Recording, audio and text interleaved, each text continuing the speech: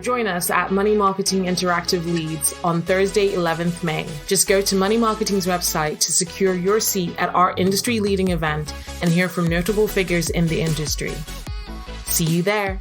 Hello and welcome to the Money Marketing Podcast. I'm Kimberly Dondo, Digital Content Manager, and we are back for our end of month podcast. I'm joined by the editorial team. So if everyone wants to introduce themselves, you can go ahead, Mike. Hi, I'm Mike, acting editor. Hi, I'm Lois, chief reporter. Hello, Amanda, feature writer. Hi, I'm Mamadou, senior reporter. Hi, I'm Darius, investment reporter. Hi, guys. So April, I'm trying to think of anything notable that's happened in April. I feel like April's been a relatively quiet month. But we have still had quite a lot of news that we put out. So I guess let's get started with Mamadou. Do you want to give more of an in-depth on your cover for the April issue? We talked about it a little bit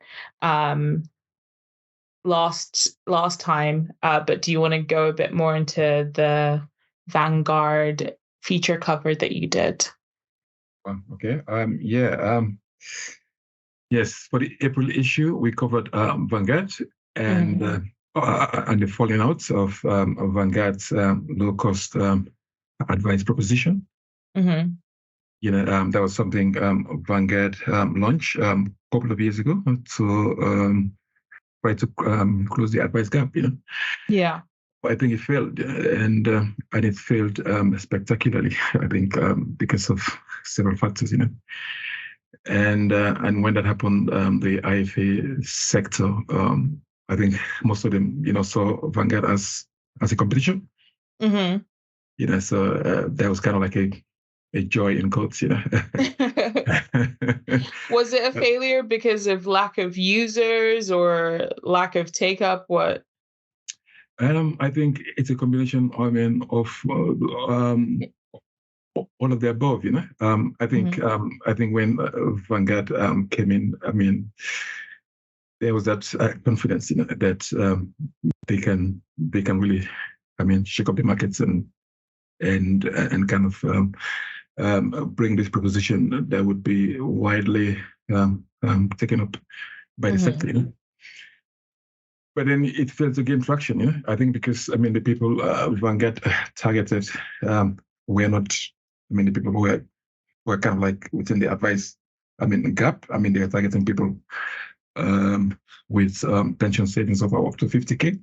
Mm-hmm. And most people within that advice gap tend to be people who will rather do well with guidance than advice. They might need help with their pension pot to top up their pension pot, or get support in terms of dealing with their pension pot, So I think that failed. And then Vanguard also was saying as kind of like this American firm, that want to come in with this hubris, think, oh yeah, we can save you. Exactly. But then it backfire, it backfired, and that's a shame. I think because they thought they were trying to do something in the very good sector. So does that mean that this is the end for low-cost advice then? No, I don't think so. There are many farms that want to kind of like steal. Because there's a market, Mm-hmm. Yeah, but I think they might want to learn from Vanguard, on how to kind of like approach the sector, Yeah, but no, definitely not, so many firms are trying, even though there's a bit of caution, because I think, was it Quilter? Luis, was it Quilter? Yeah. I think you did the story. Quilter dropped their hybrid advice offering as well, yeah. Yeah, exactly. They were also trying to, but I think on the back of Vanguard, they've kind of like doing a kind of like a wait and see approach. Yeah. Something. So I was talking to someone just about hybrid advice generally. He suggested that with the Vanguard thing, I'm not going to name him because I don't know whether he said off or on the record. But he suggested that with Vanguard, maybe it was that their brand isn't as well known among customers. They're more like well known among advisors, and kind of the same with Quilter, really. Like, it's a big name. We know a lot about it because we write about it all the time. It's big in our sector, but maybe across the UK, people don't necessarily know what Quilter is, or they still think it's, what did it used to be called? I can't remember now. Oh, they had some massive rebranding. Doesn't really matter, but they're just not as well known among clients. So maybe that's part of the reason. Oh, was it Old Mutual? Yeah, that's it. Old Mutual. Oh, that was. Well, then I guess, that is a valid point, because I think before this, I wouldn't have known many of the providers and companies that we talk about on a daily basis. I had no idea they existed, but now we talk about them, and now I guess I could share with other people, but how far does my circle extend? My 6 degrees of separation. So I guess maybe that's something to do with their marketing side, that they need to figure out how to be more consumer facing, I guess. But is there anything else that stood out for you, Momadou? In terms of stories, well, I did several stories that kind of like gained traction. There was one on Massa for customer service. I think I've done several stories for Massa, so much so that I've become the contact guy. Yeah. For Massa, people are. This was the story with the client, right? Yeah, that's correct. Yeah. But we faced backlash. Advisors were saying the headline was kind of like, a bit clickbait kind of stuff. But I think, I thought that was the most exciting. Right. Yeah, this customer loss. How do you call it? His pension pot before Massa was kind of like 1 million K. Mm-hmm. And when Massa took over, the terms of value, but the value dropped up to 800,000, yeah. Right. So the customer was angry, was livid, yeah. But right. I think that has to do with the guilt, So but it's not, specifically Massa's fault, But I think it was Massa's fault for not explaining to the guy that this was happening, and that has been a complaint. That he's been trying to reach Massa, several months. To get an explanation. Exactly. Yeah. But Massa has not been, forthcoming. So I thought maybe the advisors, even though they, have valid points, they kind of like miss the main issue of the story. The main issue of the story was poor customer service, But I think they all match on that. 600K lost. Exactly. Oh yeah.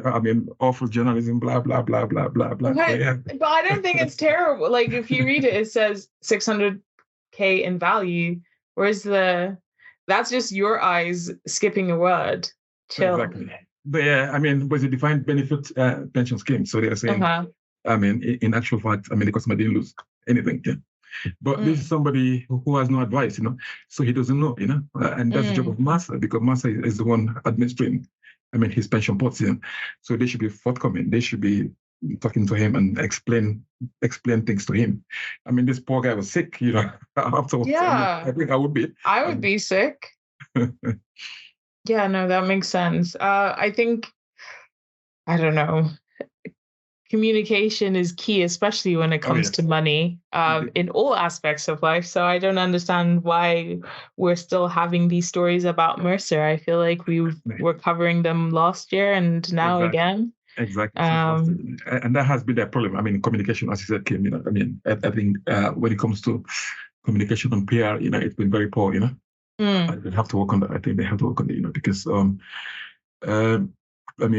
reputational damage, their brand, but if you go on Google, Massa is always bad reviews and bad reports and other stuff. So I think they should do something. Yeah, definitely. Amanda, what about you? What did you cover in April that you want to highlight? Okay. Well, I looked at, this is the one that I found most interesting, so I'm going to start with that. looking at how much advisors need to know about the benefits system, because at first glance you'd say, you see them as two sort of separate markets, if you like. The low paid unemployed on benefits doesn't really, tally with the idea of the typical client, does it? So I sort of started off this feature thinking, is there much overlap? But really surprised, because I'm speaking to a few protection advisors and they said it is actually quite important for advisors to have a basic understanding. I mean, we're not kind of talking at, all the little details of every benefit going, not to that level, but, a basic understanding would be quite helpful. Because you've also got the fact that not all benefits are means tested and aimed at that kind of low paid sort of unemployed kind of demographic. It's some benefits are aimed at other people. There's no means test for them, so that can kind of come into play if someone's claiming on their income protection policy. So you kind of do need to be aware. But I did ask advisors how much they actually kind of knew about the benefit system and where did they find the information if they didn't know, and they all said to me that they can't carry that sort of information around in their heads all the time, because budgets, things will change, there will be different announcements, reviews, where it's constantly changing, and you can't kind of while you're advising clients keep on top of everything. But it seems they've all got their little websites that they go to. I think off the top of my head there was Turn to Us, and I've looked at that myself and found it quite useful and writing features. So, it sort of changed the way I looked at things, really, because I did see them as two separate things and thought, well, advisors would only look at this if they had a client, maybe circumstances changed, or, when people sort of, maybe sort of people do it themselves, like tap up their advisor for, oh, my mum's in this situation, can you tell me? That sort of thing, like as a little favour. But I didn't realise, that there could be implications for income protection, because if you do claim on your income protection policy, and you do need to put in an application for universal credit or whatever, it kind of it can affect that. So if it's means tested, so that was one area that I looked at. That sounds interesting. And what else did you cover that you? Okay. What else did I cover? I've got one here about yeah, that's right. The ABI's proposal. I think I mentioned it in the last podcast that I was kind of looking at this. The ABI proposed to allow people to withdraw, so take pension withdrawals, for that to be tax-free or taxed at a reduced rate if they use it for care costs. So I thought that was interesting, because I think I've done a feature before on how saving for retirement and care costs, they are part of the same thing, but we don't really see it like that. I think when I think of retirement saving, I'm not kind of thinking, oh, what if I need care? I'm thinking, oh, what am I going to fill my days with when I retire? I'm not kind of thinking about that later bit. And I know it is part and parcel of the same thing. So I thought this was quite an interesting idea. And when I looked at it, I thought, yeah, I quite like this idea, because I wasn't sure if it would encourage more people to put more into their pension because it covers care costs, and for them to have that kind of peace of mind and say, oh, at least I've got a bit there. I'm not sure it would go that far, but I just thought, it's kind of a bit of tax relief, isn't it? Getting a little bit more out of the system when you pay loads in. Because I know, like, we all like that. We'll see, like, at the end of the month, how much tax we pay. It'd be nice to kind of get a little bit out.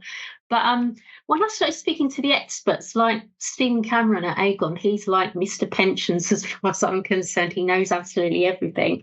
And he was talking about the fact that, it's a nice idea, but when you get to the practicalities, it's not actually that simple, because if you did that, you would have to sort of treat the payments differently. The bits that go to the care home would be treated in a different way for tax purposes than the bit that goes to the individual. So that's kind of one complication there. And he was saying it's probably better to have a separate vehicle to transfer to rather than try to do it as a pension withdrawal. And I could see the implications of that. But then he also talked about the fact that it can create an unlevel playing field if you then sort of take that further, because care costs, some of it is for board and that kind of stuff, room and board, I think he called it. So it's not just for the accommodation, it's room and board, and that's not apparently you're unlikely to get tax relief on that, because some people pay for care in their own homes, and that would create an unlevel playing field there.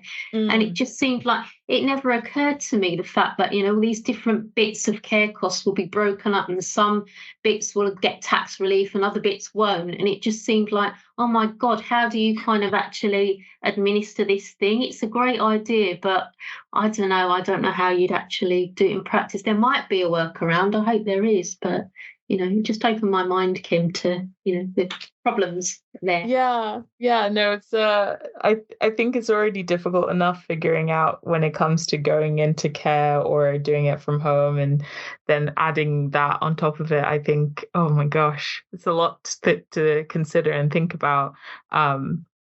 And also something that I hope I don't have to for a while. So Exactly. But that was the other thing. Like, none of us know whether we're going to need care or not, and that's the starting point, isn't it? And that already makes it difficult, because we just don't know if we're going to use it in that way. So just a lot to think about, anyway. Yeah, no, those are all very interesting and very relevant topics. Darius, what about you? What did you cover in April that stood out for you? For me, I would say, because I never thought I'd be covering a Love Island star working for Money Marketing, is when the FCA teamed up with Sharon Gefka, was formerly Love Island, now social media influencer, to help educate other financial influencers or influencers about the risk involved promoting financial products, and the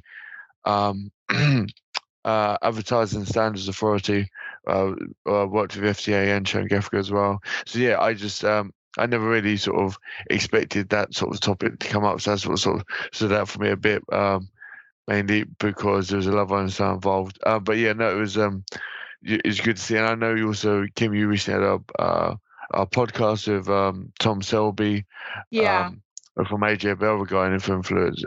Yeah, I mean, I think, yeah. I think it makes sense, though, that, I mean, I see, because with influencers, some of them find different niches in which they want to talk about. And if it's someone who had a financial background, whether they were like an accountant beforehand and stuff like that, and then they went on Love Island, and then they're like, how can I, make my two worlds meet? I guess that's probably how she ended up in that situation. But yeah, like, I think there is a lot more conversation about how to regulate people who go on different platforms and say, explicitly say, this is where you should put your money, or you should invest in this, or you should buy this crypto coin or something like that. And most of them don't even care. Most of them that aren't actually financial influencers, in terms of like, they don't have a background in finance. They just decide to do a promotion on something, because they're being paid X amount. Like, some people get paid hundreds of thousands just to say, promote this crypto coin, for example.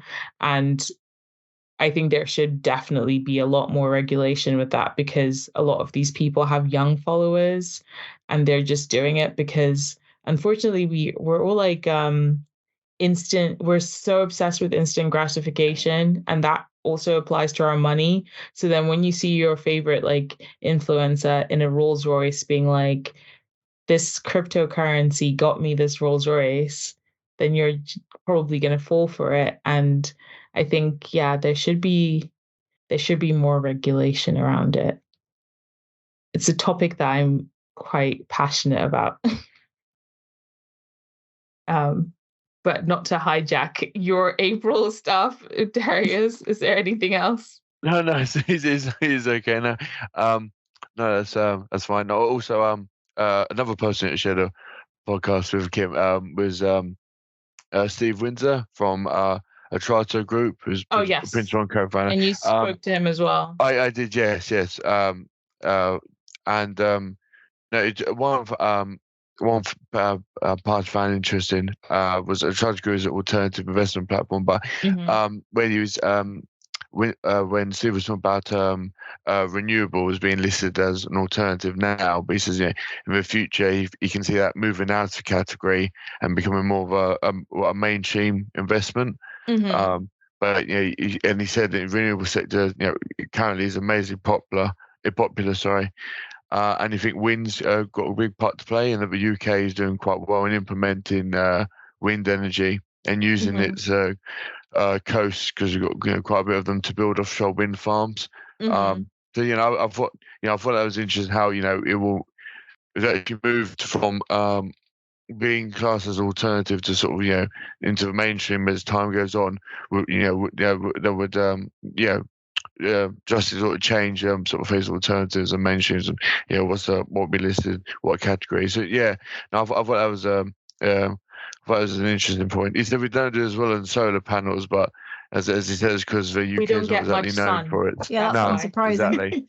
We have no sun. That was exactly Steve's point. Yeah, is that we're not bringing solar, but we don't really have too much sun input in the first place. Yeah.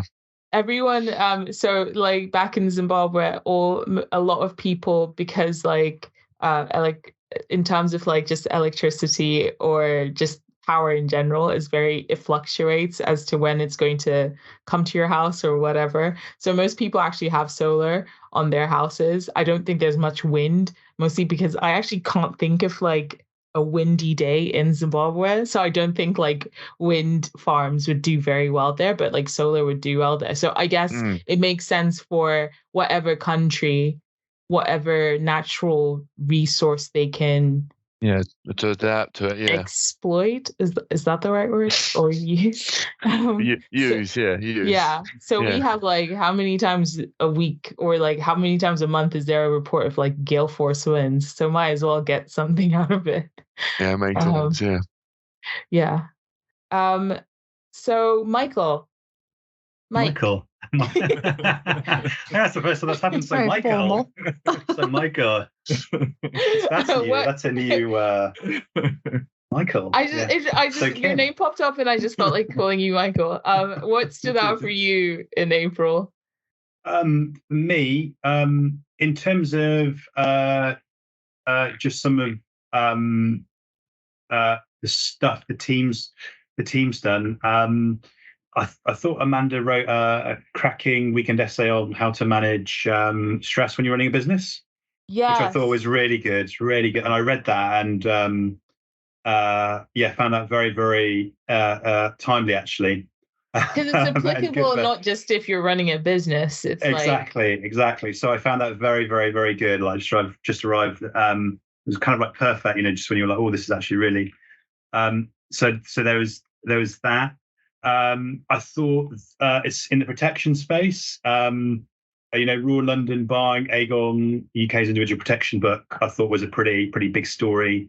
News-wise as well, that was pretty big. I also kind of I quite liked your podcast, Kim, on the one with Tom Selby on pensions. Right, yeah. So it was quite long and that was good to have him on there.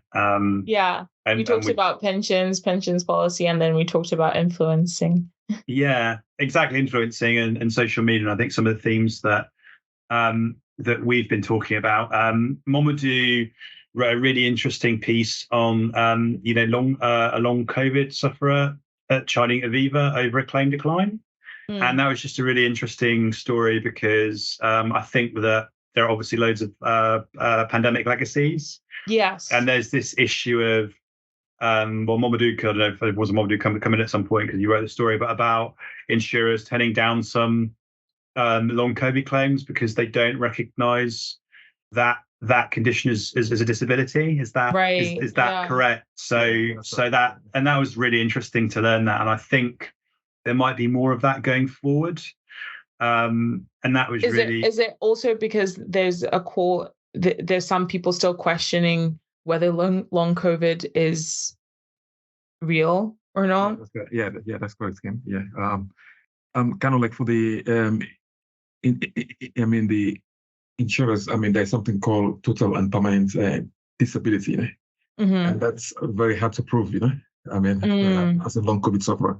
To prove that, this how do you call it? Condition is something permanent, because there's still research being going on, to determine whether it's something long term, Yeah. Because some people have it for short term, other people have it for a long time. And the person I spoke to for that piece, have been suffering, with long COVID for 2 years, and that's a very long time, I think that's a very long time, but she's having problem getting her claims, paid out, because they keep saying because of her background, was journalism, and she's active on social media, so as far as they're concerned, she can still do her job, even though she had all this, awful, conditions with her heart, her lungs, her kidney. Oh my God, so much, going on. So she could work, but then she could also go for weeks where she comes down with something worse, and then she's not able to work. So no, they're not taking that into consideration. No, that's the point. She said she can't walk, because of the medication. She's on constant medication. You had all this. For different, ailments. Her liver, her kidney, her eyesight. She had all this, all the side effects. But because of when she's awake, she had kind of like a very short window. When she's online, talking about her illness, trying to kind of like, well, in a way, bad mouth, the insurers. So they took issue with her, They said, she's very vocal online, So I think sometimes, unfortunately, the only way to get noticed or to get attention drawn to your cause is to cause a ruckus online. On a very separate note, I remember back in the mid to late 2000s, I would go on, if I had a bad delivery from ASOS or any of those online retailers, I'd just go and tweet them and say, my delivery didn't come, or complain, and that would get a faster response than me trying to talk to their customer services team. So I guess that's where we've kind of learned that behavior from, really. That's just them not being able to answer us in a timely fashion. So it's a very topical issue, and we are hoping to cover it for the next month's magazine. Yeah, I'm going to go into this one. So look out for it soon. Yeah. And Lois, what stood out for you in April? Did you come to me last because we had that conversation before we started recording the podcast about rank? No, it's because of your placement in front of me. So for the we saved the last body, but we saved the best for the last, Oh, thank you, Monica. What issue are we on? April. So for the April issue, I wrote the Meets interview with Ruth Hancock, who was, until recently, she was the chief executive of Octopus Investment. She's left now. So I did a sort of exit interview on her. She's had a really interesting career. She started off editing a science journal called Current Opinion in Investigational Drugs, which sounds very interesting. So that was nice. It was sort of media start off. So we got on well. She then worked for some consultancies for 8 years, and then she did charity work. I think a year in Africa, in West Africa, working for a charity which was started by Tony Blair, or led by Tony Blair, which was really interesting. And then she went into Bacardi, the drinks company, and she was finance director. And that's where she realized she was interested in finance. She said quite an interesting thing, actually, which was, I think when you're starting off in a career, it's probably to your credit if you're quite a generalist and you can do quite a lot of different things, and you know things about quite a lot of different things.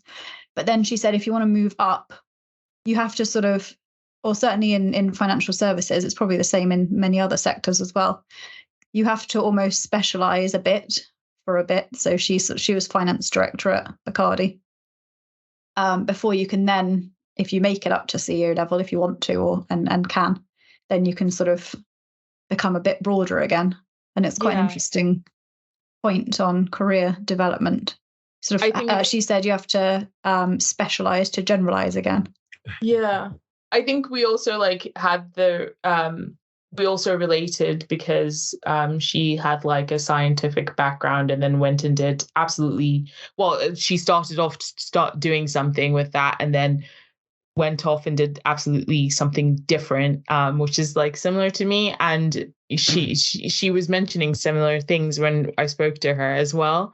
And I think it is maybe indicative of like our generations, like that now we don't just go, I'm going to study this and then this is it for the rest of my life. Exactly. That's really weird. I was having a conversation with my friends last night about that.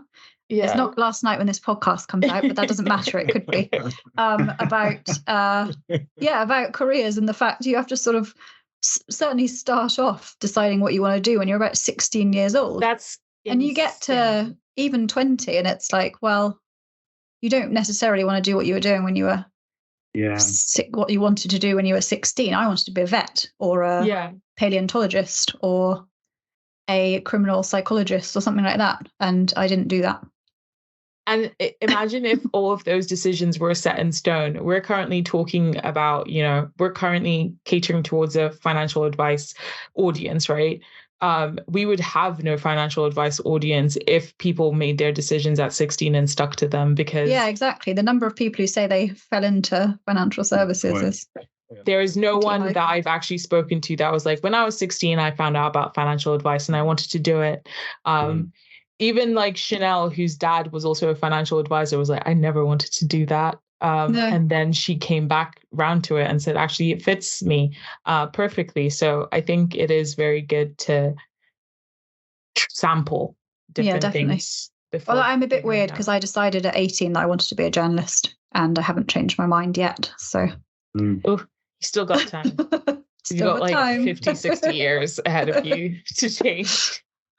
I love the idea of you turning 90 and then being like, you know what, I do want to be a paleontologist.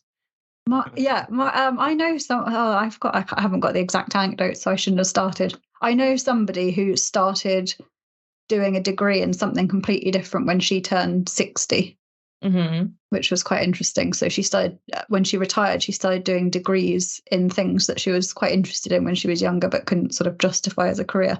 I can't remember who it was or what the details were, so it's not a very interesting anecdote. But no, it is interesting. I like it. It's encouraging for someone who's just an academic, I guess. But it is true. I didn't just make it up. Yeah. Well, seeing as you complained about me not starting with you earlier, I'm going to stick with you now and ask you to give us an outline for our very cool May issue cover. So I did the cover feature. I'm not going to say very much about it. Ooh. I'm going to do a JB and say, read it. Seeing as he's not here anymore. No, it's the cover is probably one of the coolest things I've ever had a hand in creating. You have to see it. It's amazing. Very good. It is very cool. It gives very spooky dystopian future, which is what I think you're aiming for, really. Definitely, yeah. But yeah, so it's about big tech companies like Amazon, Google, Microsoft, and what interests they might have in financial services and specifically financial advice in the future, and what opportunities them potentially coming in presents as well. And I won't say any more than that because you can go and read it. But it was a very interesting piece to look at. Oh, and it brings in artificial intelligence as well, which if you've listened to me before, you know I love or hate. I don't know. I haven't decided. If I could just jump in, that's a perfect plug that I'm then able to segue to for Money Marketing Interactive Leads, which is on Thursday, the 11th of May. And we have the FCA as our who will be the FCA will be speaking there and giving their view on the subject, big tech and financial advice. So please do come to Money Marketing Interactive Leads on Thursday, the 11th of May. And if you're listening before that, if you're listening after, then you can probably read something about it in a future issue. Yeah, you can read about it, or you can also look forward to MMI London, which will be later on in the year, and you will probably be continuing the conversation about tech because it's not going away. We're just now dipping our toes into AI and it being accessible to everyone. So it's going to be interesting to see where that goes. You know, I wonder if people will be trying to seek financial advice using AI.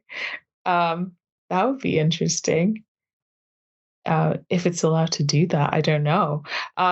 But what about you, Amanda? What can you give us a preview of for the May issue? Okay, I thought this one was it worked out really nicely time-wise. We've just had some stats about inheritance tax receipts this year being huge. I'm writing this piece on, is IHT mitigation always worthwhile? Because I spoke to a couple of advisors and a law firm actually gave me the idea, and it's not always the case because there are so many things you can do. You can jump through hoops trying to save your heirs paying inheritance tax, but does that make you happy? Are there things that you are depriving yourself of just to save a bit of tax? And is that worthwhile? So that's one of the ideas that I'm looking at.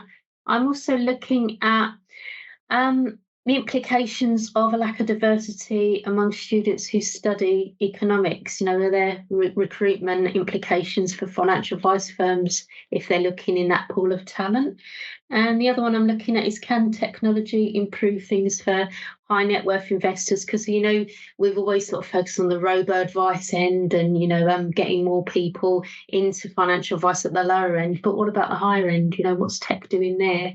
So that's my little preview for next time. Oh, well, I'm excited to read the full thing when the May issue drops. And what about you, Darius? I know that you wrote a leader for this issue. I did, yes. Thanks, Kim. Yeah. It was based around, I used an article at Graham Bentley, who's a chief investment officer at Avalemi. So I've not pronounced that right. Right, anyway, is an article Graham Bentley wrote for us regarding asset allocation tools and how he feels they could be failing advisors and clients because the failing advisors sort of use it as a jumping off point. But he says that if there's a lot of advisors use these external sources, which sort of denies clients opportunities.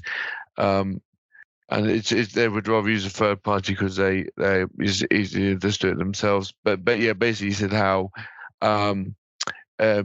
assets shouldn't be available in isolation, but rather in terms of whole impact on portfolio behaviour. And he gives an example of emerging markets or EMs. He said they have a strong start to 2023, but despite this asset allocation tools, basically, I use what Graham said that sort of idea and premises, and wrote a leader for back of that using some sort of some come from a sort of a personal place. So that was a sort of motive or theme or idea for my leader. Yeah.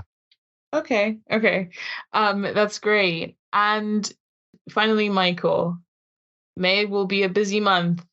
We'll be darting all over the country. I'm now Michael. I'm not Mike anymore. I'm just. You're back to Mike. I've changed. I've transformed over this podcast. I was gonna say Magic Mike, but no, maybe not. Oh no, that would have just implanted the wrong image in that forever. Anyway, no, it's cool. It's fine. Touche, Kim. Mm-hmm. In terms of the main mag, I did the Emma Meets with David Montgomery. Mm-hmm. He's head of M&G Wealth, which is really interesting. He used to play a lot of basketball back in the day, which is interesting, and lived in America. Like so Michael Jordan. Colorado, yeah, exactly like Michael Jordan. He's one of his heroes. So that was really, really fun to write. And then for May, generally, I think my focus is going to be a lot on MMI leads. So in that conference, so just kind of gearing up for that really. It's amazing how quick it's come around. We're going to be the year is ending so quickly in May, and in 3 bank holidays in May, which I'm not sure everyone realizes. But yeah, well, thank you guys so much for speaking with me. And as Michael already said, please do, if you are listening to this before May the 11th, please do register and come and join us at Money Marketing Interactive Leads. Which is also my birthday party, by the way. It is also Lois's birthday. So ultimately, actually, you should just come to say happy birthday to Lois, and then also see all of our interesting sessions. We have a lot that we're going to be covering. And it'll be my first ever time hosting a panel for money marketing, so that will also be exciting. So hopefully hope to see you all there. But again, thank you so much, everyone, and I look forward to talking to you next month. Thank you. Thank you. See you next month. Next month. Bye. See you, bye.